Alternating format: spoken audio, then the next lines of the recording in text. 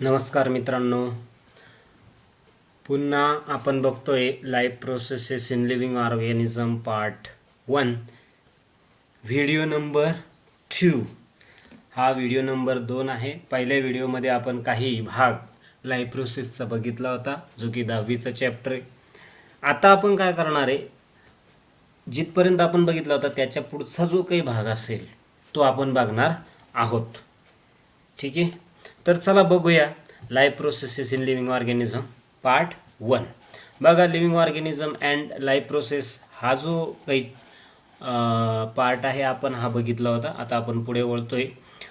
मागच्या व्हिडिओमध्ये आपण बघितलं होतं की एनर्जी प्राप्त करण्यासाठी, काय म्हणतोय मी, एनर्जी प्राप्त करण्यासाठी मुख्यत्वे करून कशाची गरज असते, तर कार्बोहायड्रेटची गरज असते. ठीक आहे, तर हे जे कार्बोहायड्रेट आहे ते आपल्या शरीराला कुठून मिळते, कशापासून मिळतं, हे आपण आता बघणार आहोत. कार्बोहायड्रेट मिळण्याचे जे काही सोर्सेस आहे, सोर्सेस ऑफ कार्बोहायड्रेट आपण बघणार आहोत. बघा, या ठिकाणी कार्बोहायड्रेट दिसतंय तुम्हाला. तर कार्बोहायड्रेट आपल्या शरीराला कुठून मिळतं, तर बघा, कार्बोहायड्रेट मिळण्यासाठी आता कार्बोहायड्रेटचं काम काय, मुख्य कार्बोहायड्रेट हे आपल्या शरीराला काय करतं, एनर्जी प्रोव्हाइड करतं. Carbohydrate is a energy providing nutrient. Okay, तर कशातून भेटतं बघा, मिल्कपासून म्हणजे दूध, त्याच्यानंतर फ्रूट्स, फळांमध्ये कार्बोहायड्रेट असतं, दुधामध्ये कार्बोहायड्रेट्स असतं, जॅगरी म्हणजे गूळ, गुळामध्ये कार्बोहायड्रेट असतं. त्यानंतर बघा केन शुगर, केन शुगर म्हणजे काय तुम्हाला माहिती आहे, साखर जे आपण खातो, चहामध्ये पितो, तर त्या साखरेमध्ये कार्बोहायड्रेट असतं. व्हेजिटेबल्स म्हणजे पालेभाज्यांमध्ये सुद्धा कार्बोहायड्रेट्स असतं स्टार्चच्या स्वरूपामध्ये. पोटॅटोजमध्ये स्टार्चच्या स्वरूपामध्ये कार्बोहायड्रेट उपस्थित असतं, जे की आपलं शरीर नंतर त्या स्टार्चला तोडून सिंपल कार्बोहायड्रेट म्हणजे ग्लुकोजमध्ये कन्वर्ट करत असतं. त्यानंतर स्वीट पोटॅटोज म्हणजे रताळं, तर रताळ्यामध्ये सुद्धा कार्बोहायड्रेट असतात. त्यानंतर स्वीट मीट्स, स्वीट मीट्स म्हणजे गोड पदार्थ, जसं की स्वीट्स आपण ज्याला म्हणतो. स्वीट मीट म्हणजे स्वीट्स म्हणजे काय, जसं की मग सोनपापडी आहे, पेढे आहेत, ठीक आहे, फनेल केक आहे, जिलेबी आहे. या सर्व गोष्टी जे आपण स्वीटच्या दुकानातून जे काही स्वीट्स खरेदी करतो त्या सर्व स्वीट्सला आपण काय म्हणतो असतो, स्वीट मीट म्हणतो असतो. विशेष करून काजू कटली असेल, पेढे असतील विविध प्रकारचे, ठीक आहे, तर हे काय स्वीट मीट्स असतात. यांच्यापासून सुद्धा आपल्या शरीराला कार्बोहायड्रेट मिळत असतं. त्यानंतर आणखी सिरियल्स म्हणजे काय, कडधान्यांपासून सुद्धा आपल्याला कार्बोहायड्रेट मिळत असतं. त्यामध्ये व्हेट आहे, गहू आपण दररोज गव्हाची पोळी खातो, तर त्याच्यातून आपल्याला काय भेटतं, कार्बोहायड्रेट. त्यामुळे आपण पोळी खात असतो, ज्यामुळे आपल्याला काय मिळते, शरीराला ऊर्जा मिळत असते, एनर्जी मिळत असते. त्यानंतर मेज, मक्यापासून. रागी म्हणजे काय, तर रागी म्हणजे दुसरं तिसरं काही नाही, त्याला नाचणी म्हणतात, ज्वारीसारखी असते. त्यानंतर ज्वारीपासून सुद्धा आपल्याला कार्बोहायड्रेट मिळतं. मिलेट्स म्हणजे बाजरी आणि राईस म्हणजे तांदूळ. तर आपल्याला गहू, मका, नाचणी, ज्वारी, बाजरी, तांदूळ, दूध, फळं, गूळ, साखर, पालेभाज्या किंवा भाजीपाला, त्यानंतर पटॅटोज म्हणजे बटाटे, रताळे आणि विविध प्रकारचे स्वीट्स, यांच्यापासून आपल्याला काय मिळत असतं, कार्बोहायड्रेट्स मिळत असतं. ठीक आहे,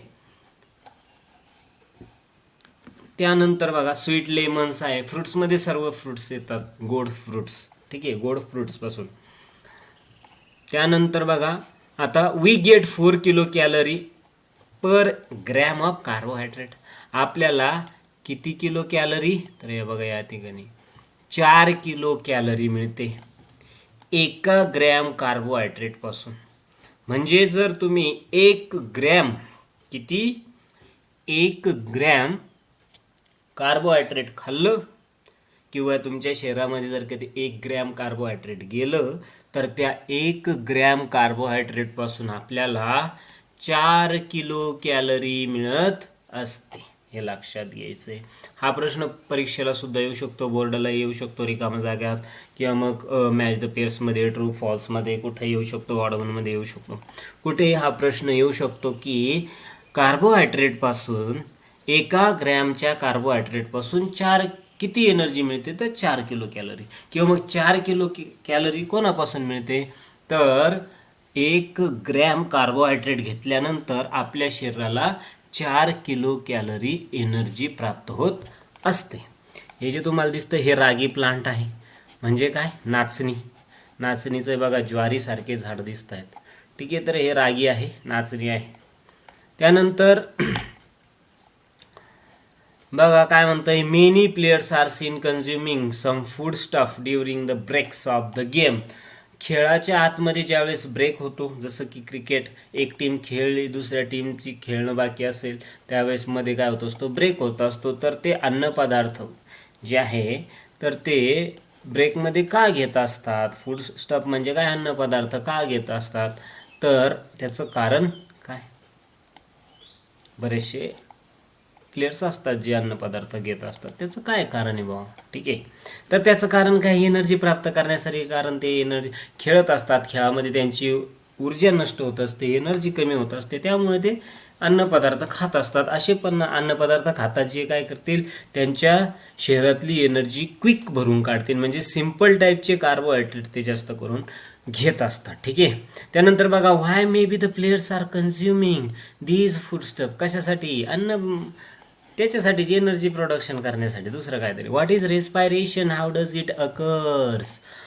रेस्पायरेशन म्हणजे काय आणि रेस्पायरेशन कसं होतं, तर बघा, रेस्पायरेशन म्हणजे काय, तर अन्न पदार्थापासून, जसं की कार्बोहायड्रेट असेल, ठीक आहे, प्रोटीन असेल, फॅट असेल म्हणजेच लिपिड असेल, तर यापासून एनर्जी प्राप्त करण्याच्या प्रक्रियेला काय म्हणतात, रेस्पायरेशन होतात. सिंपल लक्षात ठेवायचं आहे की रेस्पायरेशन म्हणजे काय, अन्न पदार्थापासून, किंवा तुम्ही असंही म्हणू शकता कार्बोहायड्रेटपासून एनर्जी प्राप्त करण्याच्या प्रक्रियेला काय म्हणतात, रेस्पिरेशन म्हणतात. किंवा ग्लुकोजपासून एनर्जी प्राप्त करण्याची जी काही प्रोसेस आहे, त्या प्रोसेसला, त्या प्रक्रियेला काय म्हणतात, तर रेस्पिरेशन म्हणत असतात. ठीक आहे, how does it occur. Respiration कसं होतं, ॲक्च्युली रेस्पिरेशन हे सेल्युलर रेस्पिरेशन असतं. ठीक आहे, परंतु रेस्पिरेशन 2 प्रकारचेही असतात, ज्याला बॉडी रेस्पिरेशन म्हणतात आणि सेल्युलर रेस्पिरेशन म्हणतात. बॉडी रेस्पिरेशनमध्ये काय होतं, आपण नाकाने श्वास घेतो, तो लंग्सपर्यंत जातो. ठीक आहे, आणि लंग्सपासून कार्बन डायऑक्साईड निघतो आणि तो नाकाद्वारे बाहेर पडतो. ठीक आहे, हे जे आहे बॉडी रेस्पिरेशन आहे. सेल्युलर रेस्पिरेशन म्हणजे काय, म्हणजे सेलमध्ये एनर्जीचं प्रोडक्शन होतं, ऑक्सिजनचा वापर करून किंवा बिना ऑक्सिजनचं सुद्धा आपलं जे शरीर आहे ते रेस्पिरेशन करत असतं. ठीक आहे, बघा चित्र दिलेले बाजूला तुम्हाला दिसत असेल की या ठिकाणी चित्र आहे. या नाकातून किंवा मग तोंडातून श्वास आतमध्ये जातो, तो ट्रकिया थ्रू किंवा विंड पाईप थ्रू काय करतो, लंग्समध्ये जातो. लंग्समध्ये ॲल्व्हेली असतात, हे ॲल्व्हेली आहेत. या ठिकाणी काय होतं, गॅसेसचं एक्सचेंज होतं, गॅसेसची अदलाबदल होते आणि मग ऑक्सिजन रक्तात जातो आणि रक्तातला कार्बन डायऑक्साईड या ॲल्व्हेलीमध्ये येतो आणि मग तो लंग्समध्ये येतो आणि मग तो नाकाद्वारे, तोंडाद्वारे बाहेर फेकला जात असतो. याला म्हणतात बॉडी रेस्पिरेशन. ठीक आहे, आणि सेल्युलर रेस्पिरेशन ही एक वेगळी गोष्ट आहे जी की आपण बघणार आहोत. ठीक आहे, ॲक्च्युली रेस्पिरेशन, आता हे जे बॉडी रेस्पिरेशन आहे ना, यालाच आपण काय म्हणतो माहिती आहे का, ह्या प्रक्रियेला ब्रीदिंग असं म्हणतो. रेस्पिरेशन आपण जादा करून म्हणत नाही, आपण काय म्हणतो, breathing. When we inhale the air through our lungs, through our nose. ठीक आहे, आपण जेव्हा श्वास नाकाद्वारे आतमध्ये घेत असतो and then that air goes into your lungs. Okay, मग ती जी हवा आहे नाकाद्वारे घेतलेली ती लंग्समध्ये जात असते. त्या ठिकाणी गॅसेसचं एक्सचेंज होत असतं. लंग्समध्ये गॅसेसचे एक्सचेंज होण्याच्या प्रक्रियेला काय म्हणतात, ब्रीदिंग म्हणतात किंवा बॉडी रेस्पिरेशन म्हणतात. ठीक आहे, मग आता लंग्समध्ये बघा, तुम्ही नाकाद्वारे श्वास घेतला, नाकाने किंवा तोंडाने श्वास घेतला, नाकाने घेतला तर तो पहिले नोझल कॅव्हिटीमध्ये जाणार. बघ या कप्प्यात नोझल कॅव्हिटी लिहू शकता तुम्ही. नाकातून घेतल्यावर नोझल कॅव्हिटीतून कुठं जाणार, इथं लॅरिंग्समध्ये जाणार, फॅरिंग्समध्ये लॅरिंग्समध्ये जाणार. ठीक आहे, ही माउथ आहे, हे लॅरिंग्स आहे, इथून जाणार. ठीक आहे, इथं व्हॉइस बॉक्स आहे. नंतर खाली गेल्यानंतर हे ट्रकिया थ्रूमध्ये जाणार, लंग्समध्ये जाणार. ठीक आहे, लंग्समध्ये गेल्यानंतर ह्या याच्यामध्ये जाणार, ॲल्व्होलीमध्ये जाणार. ठीक आहे, ॲल्व्होलीमध्ये गॅसेसचं एक्सचेंज होणार. त्यानंतर ते जे गॅसेस आहे ते रक्तामध्ये जाणार आणि ते रक्त बॉडीच्या सेलपर्यंत पोहोचवणार. रक्त कुठं जाणार, बॉडीच्या सेलमध्ये जाणार आणि सेलमध्ये रेस्पिरेशन प्रोसेस जी आहे ती स्टार्ट होणार. ठीक आहे, आणि मग ऊर्जा प्राप्त करणार. ते डिटेलमध्ये आपण पुढे बघणार. हे फक्त ओव्हरऑल सांगतोय मी. ठीक आहे, डिटेलमध्ये आपल्याला पुढे बघायचं आहे काय काय होतं. तर तुम्ही लक्षात काय ठेवायचं आहे, इन लिव्हिंग ऑर्गॅनिझम सजीवामध्ये रेस्पिरेशन जे आहे ते दोन प्रकारे होत असतं. एक असतं सेल्युलर आणि एक बॉडी लेवलचं. ऑक्सिजन आणि कार्बन डायऑक्साईड ज्यावेळेस एक्सचेंज होतात त्याला काय म्हणतात बॉडी लेवलचं रेस्पिरेशन म्हणतात. आणि in case respiration cellular respiration जे असतं ते अन्नपदार्थ जे असतात ते ऑक्सिडाईज होतात. म्हणजे अन्नपदार्थाचे काय केलं जातं, ऑक्सिडेशन केलं जातं, तुकडे केले जातात आणि त्यापासून एनर्जी प्राप्त केली जाते. त्याला काय म्हणतात सेल्युलर रेस्पिरेशन म्हणतात. आता सेल्युलर रेस्पिरेशन जे आहे ते दोन पद्धतीने होतं, विथ ऑक्सिजन आणि विदाऊट ऑक्सिजन. ठीक आहे, ऑक्सिजनचा वापर करून सुद्धा एनर्जीचं प्रोडक्शन केलं जातं आपल्या शरीरात आणि बिना ऑक्सिजनचं सुद्धा काय केलं जातं, आपल्या शरीरामध्ये एनर्जीचं प्रोडक्शन केलं जात असतं. ठीक आहे, मग रेस्पिरेशन जे आहे ते दोन पद्धतीने होतं, एक ॲरोबिक आणि एक अनॲरोबिक. ठीक आहे, जेव्हा आपलं शरीर ऑक्सिजनचा वापर करून एनर्जी तयार करतं, जेव्हा आपलं शरीर ऑक्सिजनचा वापर करून एनर्जीची निर्मिती करतं, एनर्जी तयार करतं, त्या रेस्पिरेशनच्या पद्धतीला ॲरोबिक रेस्पिरेशन म्हणतात. आणि जेव्हा आपलं शरीर बिना ऑक्सिजनचं एनर्जीचं प्रोडक्शन करतं त्या प्रक्रियेला अनॲरोबिक रेस्पिरेशन असं म्हणतात. ठीक आहे, आपल्या शरीरातल्या ज्या मसल सेल्स आहेत त्या अनॲरोबिक रेस्पिरेशन करू शकतात काही वेळेस. म्हणजे जेव्हा आपण पळत असतो किंवा हेवी लिफ्टिंग करत असतो, जिममध्ये जात असतो किंवा काम करत असतो, त्यावेळेस आपल्या शरीरामध्ये ऑक्सिजनची कमतरता भासते. त्यावेळेस आपल्या ज्या मसल सेल असतात त्या विदाऊट ऑक्सिजन आपल्या शरीरामध्ये एनर्जीचं प्रोडक्शन करतात. आपल्या शरीरामध्ये बिना ऑक्सिजनचा रेस्पिरेशन करणाऱ्या ज्या सेल आहेत त्या कोणत्या आहेत, तर मग मसल सेल्स असतात. हे लक्षात ठेवायचं आहे. ठीक आहे, carbohydrates of the food we consume every day mainly utilize production for energy required in daily. मी सांगितलं होतं कार्बोहायड्रेटचा मुख्य उपयोग काय, जे आपण दररोज कार्बोहायड्रेट आपल्या शरीरामध्ये का घेतो, कारण आपल्या शरीराला दररोज एनर्जीची गरज पडते आणि एनर्जीची गरज दररोज पडल्यामुळे आपण दररोज कार्बोहायड्रेट घेणं गरजेचं असतं. जर कधी आपण कार्बोहायड्रेट आपल्या शरीरामध्ये घेतलं नाही तर आपल्या शरीरामध्ये एनर्जीचं प्रोडक्शन होणार नाही आणि आपण मूवमेंट करू शकणार नाही, आपलं कुठलंही काम आपण आपल्या शरीराद्वारे करू शकत नाही.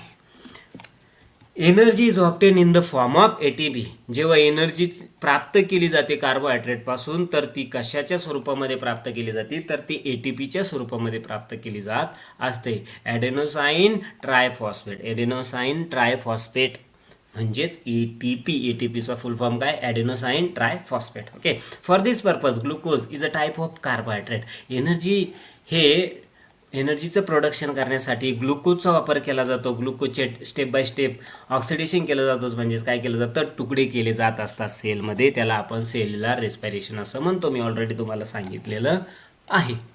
Cellular respiration occur among the living organism by 2 methods. Cellular respiration दोन प्रकारचं असतं. ते मी सांगितलं की एक असतं ॲरोबिक रेस्पिरेशन, दुसरं असतं अनॲरोबिक रेस्पिरेशन. ॲरोबिक रेस्पिरेशनमध्ये काय होतं, ऑक्सिजन इन्व्हॉल्व असतो, म्हणजे ऑक्सिजनचा वापर केला जात असतो. आणि अनॲरोबिकमध्ये काय केलं जातं, ऑक्सिजनच्या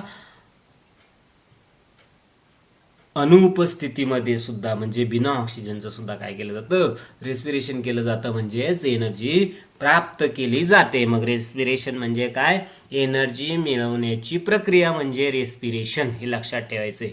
रेस्पिरेशन म्हणजे काय, एनर्जी मिळवण्याची प्रक्रिया. एनर्जी मिळवण्याच्या प्रक्रियेला काय म्हणतात, रेस्पिरेशन असं म्हणत असतात. हे कायमस्वरूपी लक्षात ठेवायचं आहे. ते दोन पद्धतीने मिळवली जाते एनर्जीची.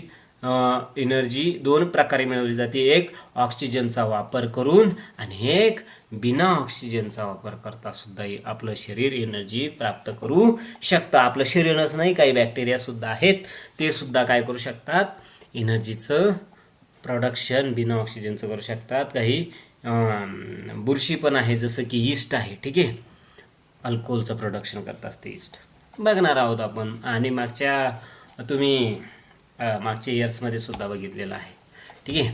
तर aerobic respiration, glucose is oxidise in 3 step. आता आपण काय बघणार आहे, ॲरोबिक रेस्पिरेशन जे आहे, ॲरोबिक रेस्पिरेशन हे आपल्या शरीरामध्ये 3 स्टेपमध्ये होत असतं. किती स्टेपमध्ये, 3 स्टेपमध्ये. म्हणजे काय, जेव्हा आपलं शरीर हे ऑक्सिजनचा वापर करून एनर्जी निर्माण करत असतं. काय सांगतोय मी, पुन्हा नीट ऐका, कान देऊन ऐका मी काय सांगतोय. जेव्हा आपलं शरीर ऑक्सिजनचा वापर करून एनर्जी प्राप्त करतं, ठीक आहे, त्याला ॲरोबिक रेस्पिरेशन असं म्हणतात. आणि हे ॲरोबिक रेस्पिरेशन आहे ते 3 स्टेपमध्ये होत असतं, 3 स्टेपमध्ये होत असतं. त्यामध्ये ग्लुकोजचा वापर होत असतो आणि ऑक्सिजनचा वापर होत असतो. 3 स्टेप कोणत्या, तर पहिली स्टेप आहे ग्लायकोलिसिस, दुसरी आहे ट्रायकार्बोक्झिलिक ॲसिड सायकल, ज्याला दुसरं नाव आहे क्रेब सायकल, ज्याला तिसरं नाव आहे सिट्रिक ॲसिड सायकल, ठीक आहे. ट्रायकार्बोक्झिलिक ॲसिड सायकल किंवा क्रेब सायकल किंवा सिट्रिक ॲसिड सायकल, ठीक आहे. आणि तिसरी स्टेप जी असते ती असते ETC, electron transfer chain reaction, ठीक आहे, इलेक्ट्रॉन ट्रान्सफर चेन रिॲक्शन.